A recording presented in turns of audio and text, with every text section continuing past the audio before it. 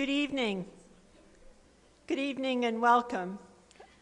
I'm Sandra Peart, Dean of the Jepson School of Leadership Studies, and it's my great pleasure to welcome all of you to one of my favorite events at the school called Prelude, the time at which we induct our new students into the school. Welcome to all of our new students. On behalf of the faculty who are sitting near the front of the room, some of our current students who are here, and our staff who are here, I'd just like to congratulate you on joining us.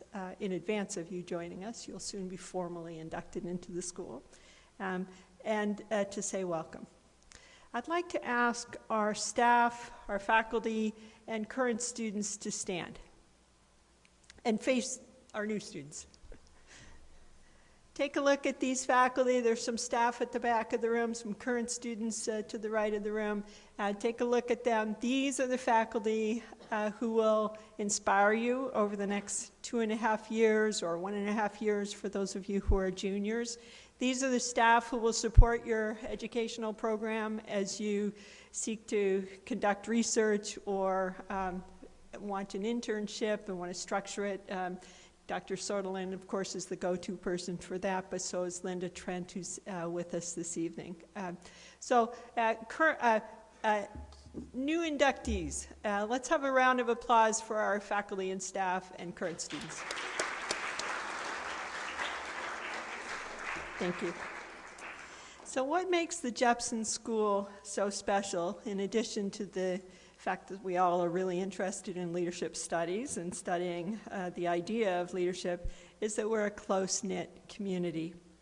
All of our faculty, staff, and current students will welcome you, new inductees, into our community and do whatever it takes to make you successful at the school.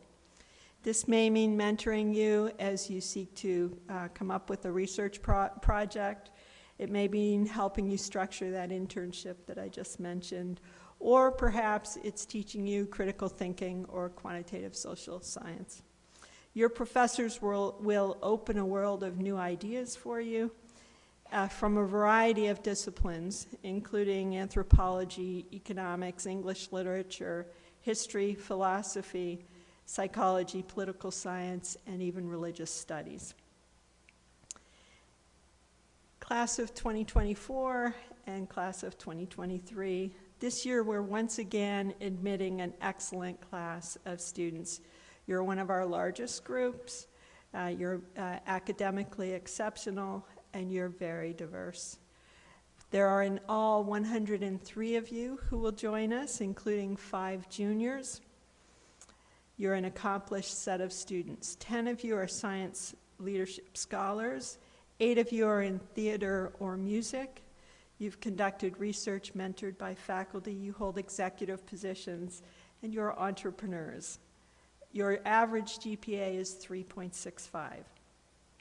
Among you are many Division I athletes, as well as many club athletes, many volunteers, Bonner scholars, orientation aides, peer advising mentors, Greek officers, student government representatives, mock trial representatives, resident assistants, student admissions reps as well. Welcome to all of you. We're excited about this program, our evening's program, and now we're going to have some reflections from Chris Wilson first, class of 2023, followed by Nadia Iqbal, class of 2022. Please join me in welcoming Chris to the stage.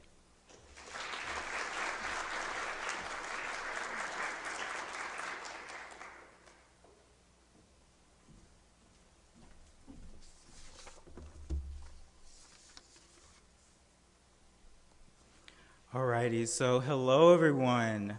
So again, my name is Christopher Wilson, and I am a junior here at UR, majoring in leadership studies and minoring in business administration. First and foremost, I'd like to sincerely thank the Jepson Student Government Association and Jepson faculty and staff for allowing me the honor to speak at this year's Prelude Ceremony. And to you all in the crowd, I want to say congratulations and welcome to the Jepson community. I stand here before you today as someone who was in your shoes about a year ago. I recall being ecstatic about this milestone that I had achieved in life. But if I'm being completely honest with you, I was anxious about the unknown road that lay ahead of me. With societal pressures to secure the bag and to always be ahead of the curve, I was unsure how I would be able to leverage my Jepson education and Richmond collegiate experience to meet my goals in life.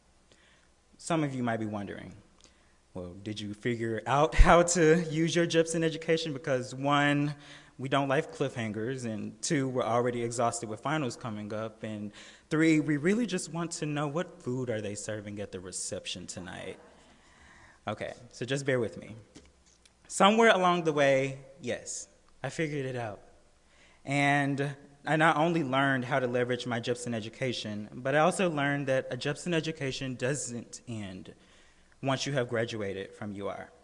A Jepson education is more than just learning about leadership. It is more than just learning about leadership processes. It is more than just learning about leadership in the past, present, and future contexts.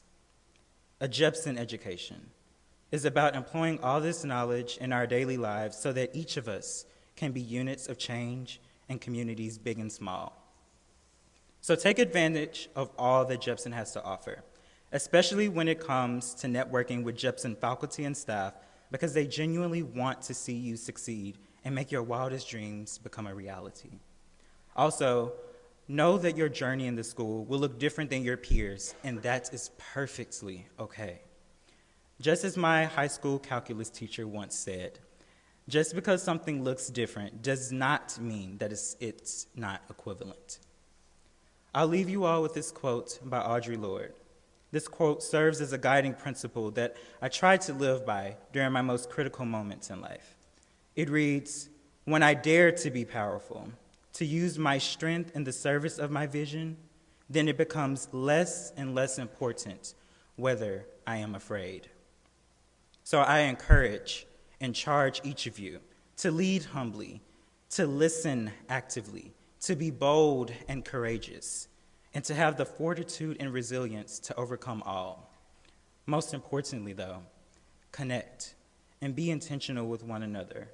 Learn and practice to be present in these moments that will comprise your collegiate experience. I am Jepson. You all are Jepson. And together, #we are Jepson. Thank you.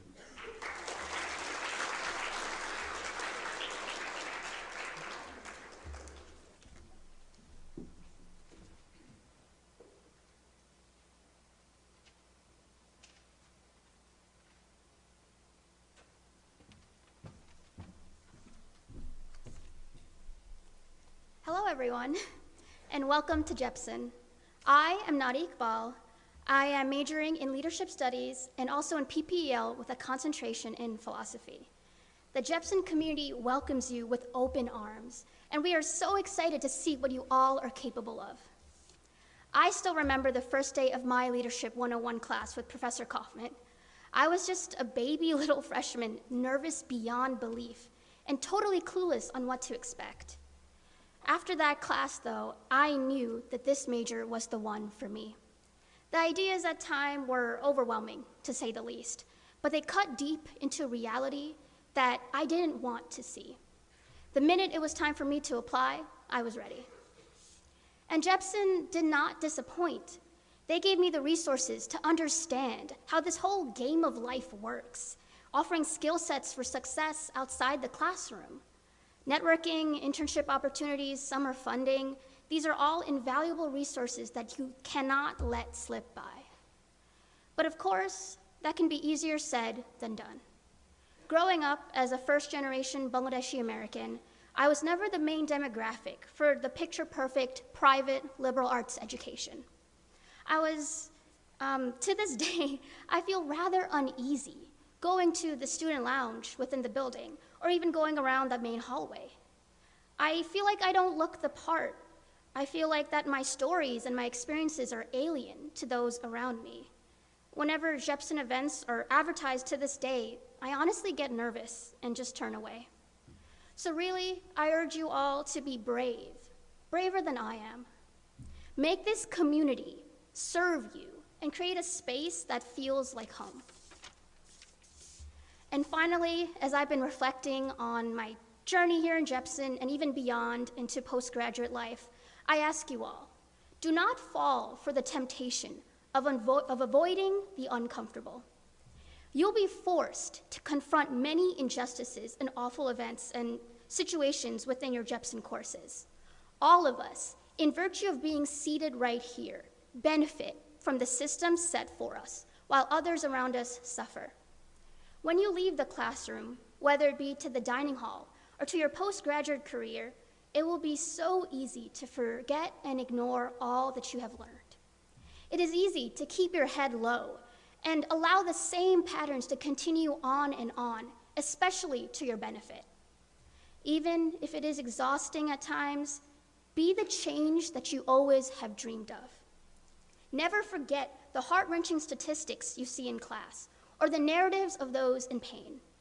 Leaders have to help shoulder the burden of change, and we know that is all what you all are capable of. And with that all, I pass the torch on to you. My days are numbered here as a senior, but I am beyond excited to see what you all have in store for the future of Jepson.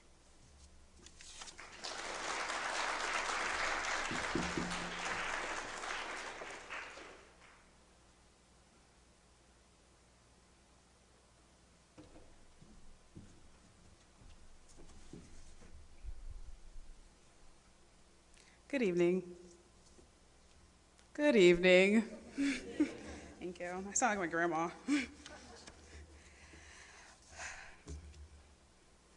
Hello, everyone, and welcome new class of Jepson students. My name is Madison Fitzgerald, and I'm a junior here at the Jepson School of Leadership Studies, where I major in journalism and leadership studies. Today, it is my honor to introduce our keynote speaker for today, one of my favorite professors at the Jepson School, which, not to offend anyone else, and one of what I hope will be your most memorable speakers today. When I came up here, when I was talking to Dr. Forsyth earlier about this, we basically talked a lot about charismatic leadership. Once you take theories and models of leadership, you'll understand what methods to use to talk to people, how to get people to understand what you're saying, and how to get people to do what you want. So in class, aside from getting Halloween candy, and aside from getting talking about the squirrels on top of the Jepson School of Leadership Studies, which you'll find out in the future, we also learned about what it means to make a difference and how you can do it effectively.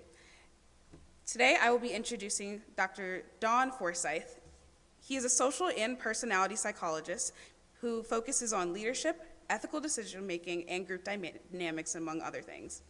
He received his bachelor's in sociology and psychology from Florida State and his PhD in psychology from the University of Florida. He's taught at the University of Florida, the University of Kansas, and VCU, and holds the Leo K. Gale Thorseness Chair in Ethical Leadership. So without further ado, I am very honored to introduce Dr. Don Forsyth.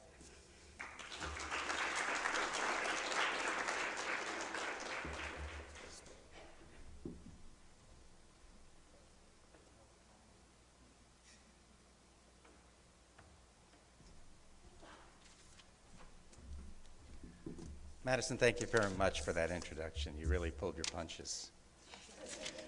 I appreciate that greatly. Good evening, everyone. Yes, my name is Don Forsyth. I have the honor to welcome you to the Jepson School of Leadership on behalf of my distinguished colleagues scattered here in the front. All of you have chosen to be majors or minors in leadership, and I think your choice is a wise one. You'll discover over the next 2.5 years or so that Jepson is the place that can provide you not only with intellectual nourishment, but also support, acceptance, and affirmation. These are turbulent times. They will likely continue to be turbulent times. You've got a safer harbor here in the Jepson School. But what is this major all about? What have you gotten yourself into? This is just after our Thanksgiving holiday, so you may have confronted this question already, recently. Perhaps at some family event that involved turkey. Your kindly but vaguely creepy, let's call him Uncle Bob, Uncle Bob asked, hey, Sid, you're Sid in this story. Hey, Sid, what is your major there at the university? Your answer, leadership studies, did not calm Uncle Bob. He wanted to know more. What do you do with that kind of major? He might have inquired, between bites of turkey and stuffing. Some of you might have come up with the stock answer, one that makes sense, given the name of the school, the Jepson School of Leadership Studies. We study leadership, the process by which individuals guide one another in the pursuit of individual and collective goals. Such was the purpose of the place, as envisioned by founder Robert Jepson some 30-plus years ago. He tasked us, both students and faculty in the school, to examine closely leadership processes. So that's what we do. We seek to explain leadership in all of its forms and contexts. But some of you may have given a different answer, and one that's also compatible with Mr. Jepson's vision. Leaders, you may have noticed this, they often falter. And unless we understand leadership processes more clearly, they will continue to underperform. As analysis often suggests places for improvement, by studying leadership, we hope to further improve society in general, but leadership specifically. These two goals, the basic and the applied, are intertwined, but they are often uneasy bedfellows. But tonight, here at the beginning of your transformation from students exploring the process of leadership into leadership scholars, you will become experts who understand and can potentially master the intricacies of leadership. I ask you to be mindful of their integration and to keep the combination of the basic and applied, the study of leadership and the application of that understanding to improve leadership always in mind. But that message is perhaps best communicated by the parable of the 3 pigs of leadership. Perhaps you've never heard of the story of the 3 pigs of leadership. Well, let me share it with you. The 3 pigs of leadership. Not so long ago, in a not so far away land, lived 3 little pigs. These 3 pigs grew up in the same neighborhood, attended the same schools, and shared the same passion, houses.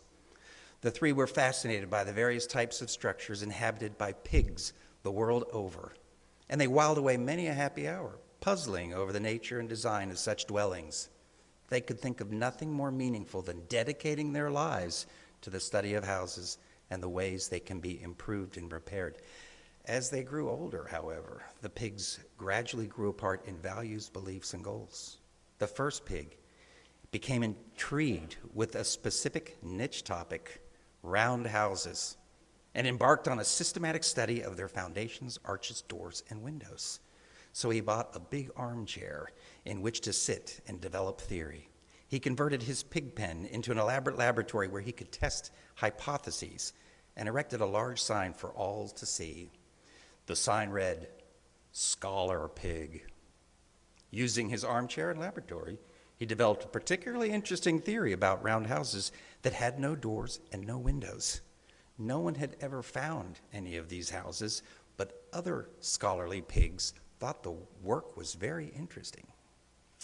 The second pig was also fascinated by houses, arches, and doorways, but the second pig wanted to use their knowledge to improve houses, to repair misshapen houses, and possibly make houses of tomorrow better than houses of today. So this pig put a sign in front of his pen that read, "Practical Pig," and began helping other pigs build and repair their houses. Other pigs came to Practical Pig for advice, and soon he made so much money he could afford to build a breathtakingly beautiful house of sticks on a large tract of land in the country. But what was the third pig doing? Well, it seems that he too was diligently trying to understand the nature of houses. Although Scholar Pig and Practical Pig no longer spoke to one another, the third pig often visited each one to talk about houses and ideas for improving them. When Scholar Pig would describe their studies of round houses, the third pig would ask what the studies say about the structural dynamics of houses in general. And when Practical Pig would talk about building houses out of sticks, the third pig would ask, why sticks rather than stone? After many conversations and much research on houses, the third pig managed to build a house that lacked the beauty of Practical Pig's house, but was more useful than the round houses that the Scholar Pig studied. Practical Pig didn't put any kind of sign in front of his house at all, because he knew that wolves can read. One day, a pig-hungry wolf did come to town. When he came to the first pig's pen, the wolf said, I am hungry, I must have a pig for breakfast. The Scholar Pig, rising up from his armchair, said, why eat me?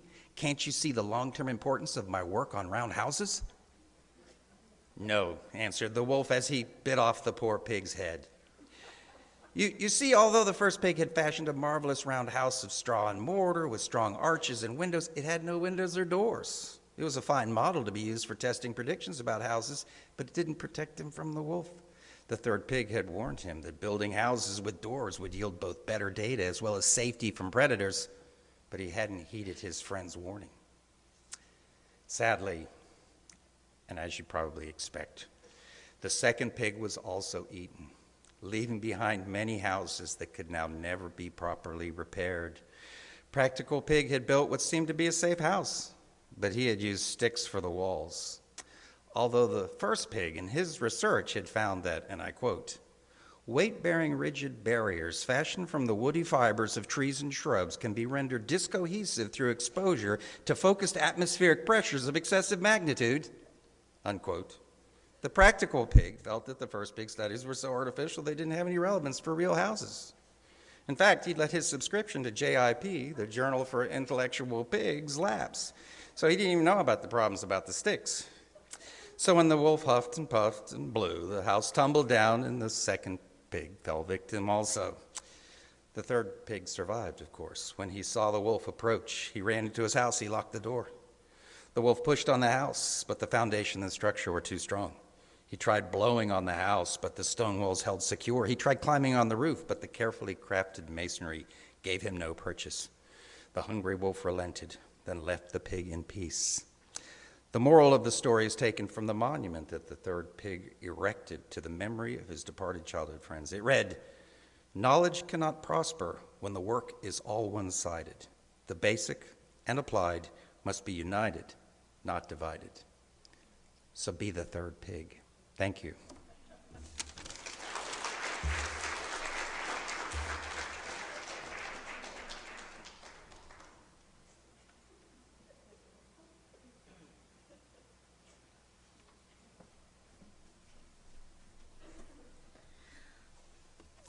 Alrighty, well, that's a tough act to follow. I do not have a fable to tell you this evening. Something about bacon, yes. But we have arrived at the part, though, where we want to recognize all of the students that were just admitted this year, whether they are the class of 2023 or the class of 2024. So a lot is riding on Sophia. She knows this. She's going to lead us off on this adventure.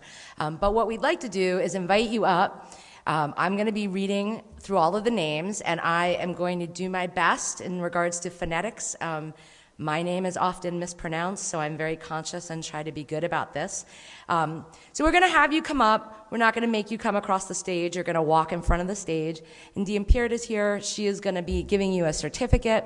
There's also letters in there from Dean Peart as well as from our co-presidents from student government. And then you're going to actually be going around to the table over here where we have some of our current Jepson student government members seated to sign the book so that we can capture that you all were admitted this year. And in the background, we're going to play some music so that it's not wildly awkward as we wait for each of you to come up.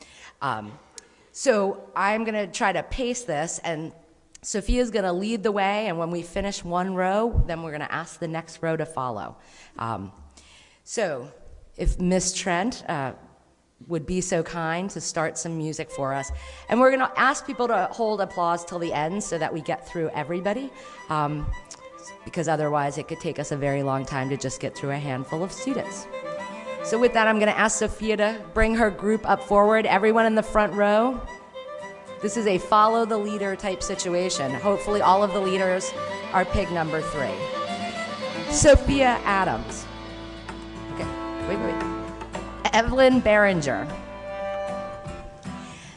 Helena Baird, who could not be with us this evening. Tommy Bennett.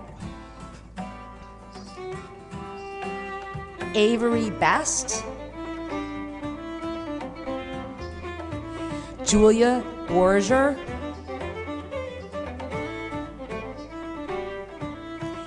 Angel Burgos. Amy Buttonbaum. Abby Clare, who could not be with us this evening. Grace Clark.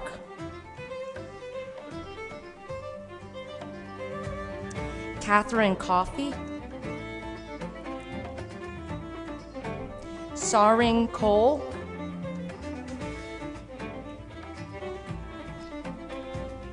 Tyler Conga. Sophie Conway. Natalie Corkring. Olivia Cranshaw. Olivia could not join us this evening. Ella Crystal. Oliver Cutler.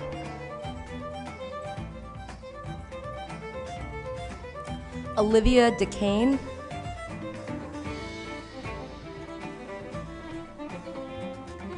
Delaney Demerit, who could not be with us this evening. Nicholas Dorr. Emily Enright.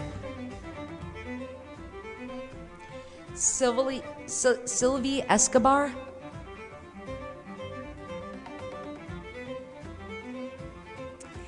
Ellie Ferenchek, who I think will be joining us later for the reception. Audrey Fulkerson.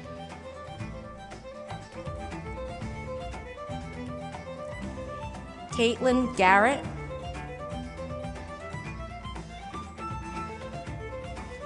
Ava Geisman.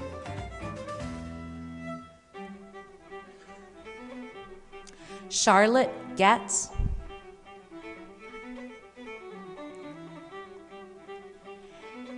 Derek Gilmore.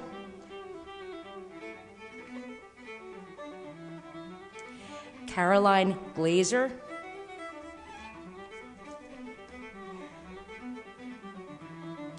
Joe Gooley.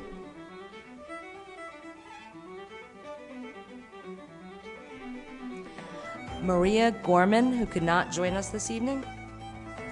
Ellie Graybo.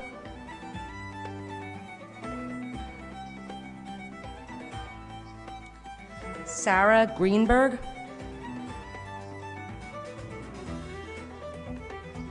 Agnes Griggs.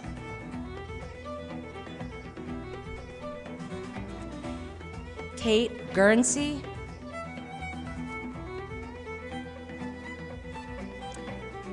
Jack Gutman.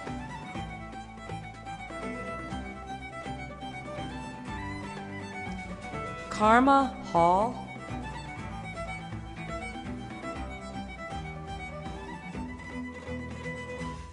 Jackson Hardy.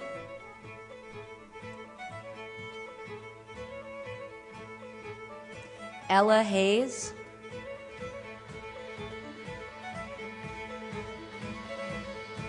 Sam Hussey.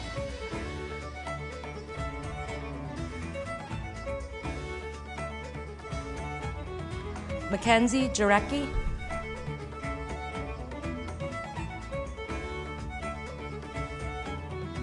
Mark Johnson.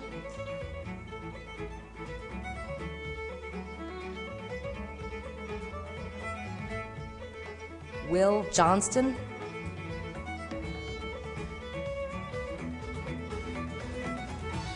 Jared Joseph.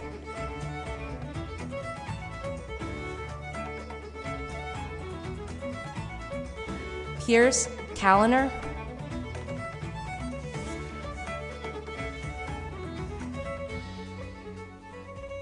Amelia Carl. Okay, Amelia's not with us. Tess Keating.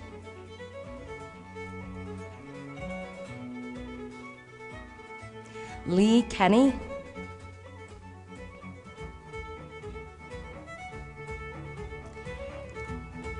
Jack Kirkpatrick.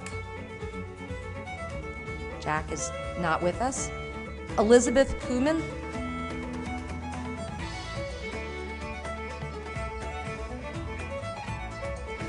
Eli Larson, who could not join us this evening. Julia Leonardi.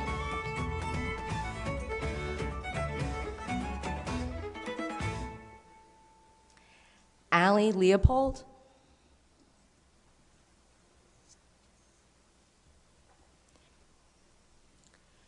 Sean Layden.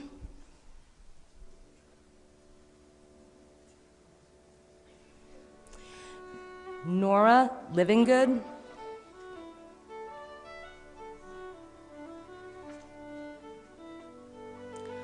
Riley Maitland.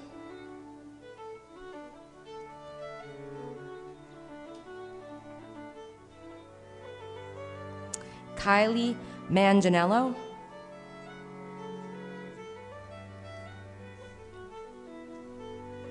Emma Martin.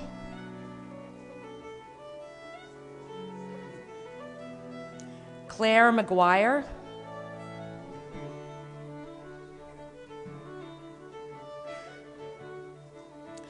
Anam Merchant.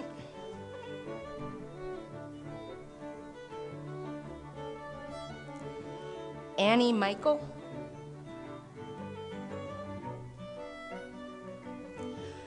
Chris Mitchell.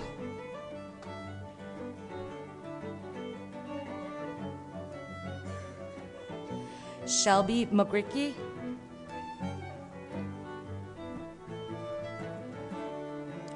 Kelly Mooney.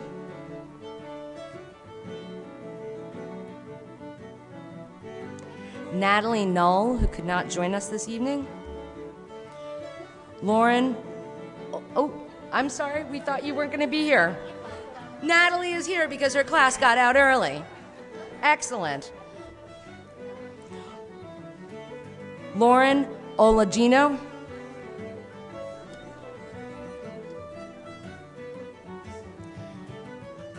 Alex O'Loughlin.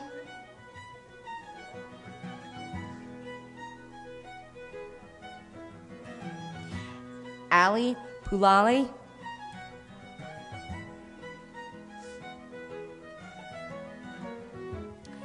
Tyler Pilata.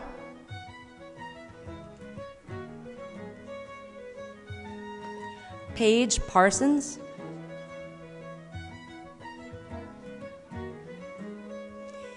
Ava Paul.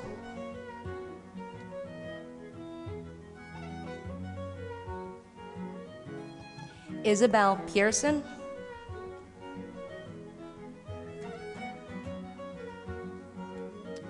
Carter Pete.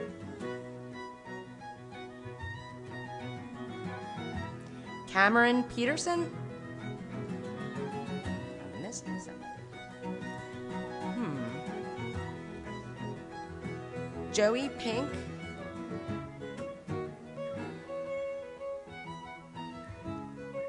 Elizabeth Plumeri.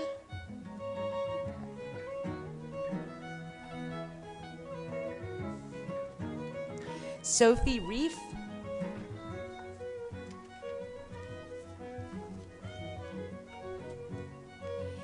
Eve Reidenauer.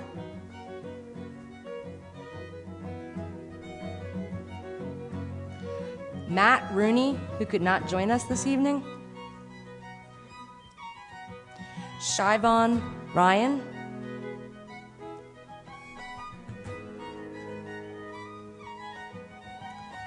William Ryan, who is apparently not with us this evening. Kieran Saini.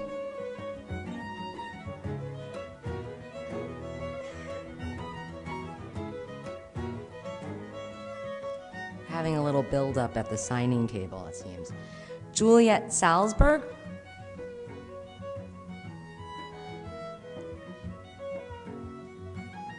Sophie Savage.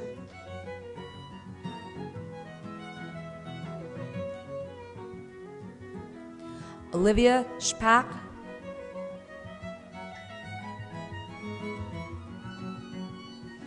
Ariana Sosa, who could not be with us this evening. Jeffrey Sprung.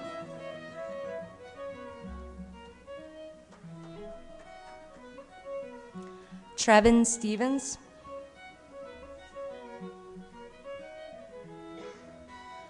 Bobby Stiles.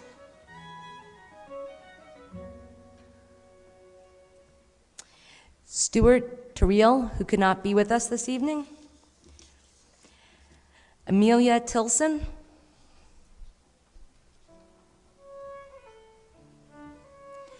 Lucas Unger, who could not be here with us this evening. Lauren Wuniel.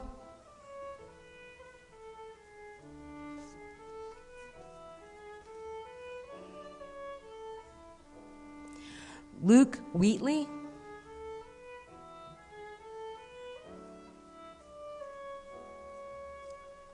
Grace Whiteman, who could not be with us this evening. Cheney Williams.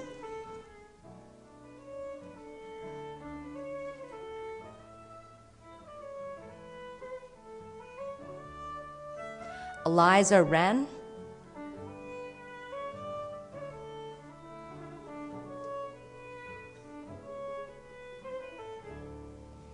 Helen Shio.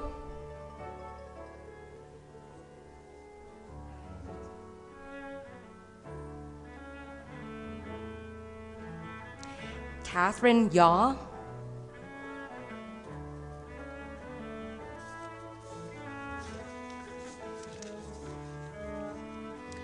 And this may be a first. We began with a Sophia.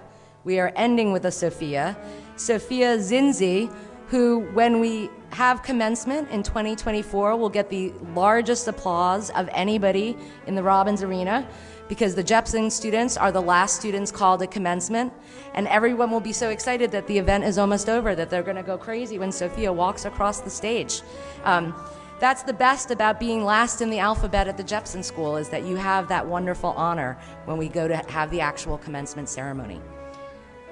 While we're waiting for people to sign, and before I ask our Jepson student government representative to come up and speak on behalf of the organization, I want to thank all of you. It's a wonderful opportunity for me. I get to start working with you as incoming first-year students, or as soon as you hit campus as a transfer student, and get to work with you through the admissions process.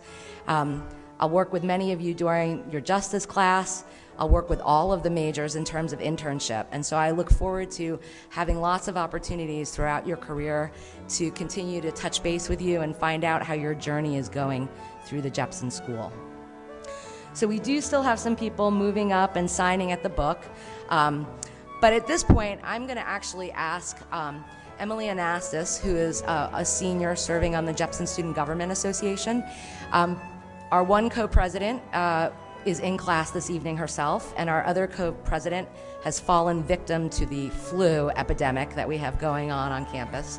And so Emily graciously agreed to come and share a few words with you on behalf of student government. And after that, we are going to adjourn out to a lovely reception, so you'll have an opportunity to talk with one another and an opportunity to talk with the Jepson faculty and staff and the current students who are here with us this evening. So thank you very much, and as everyone has said all evening, welcome to the Jepson community.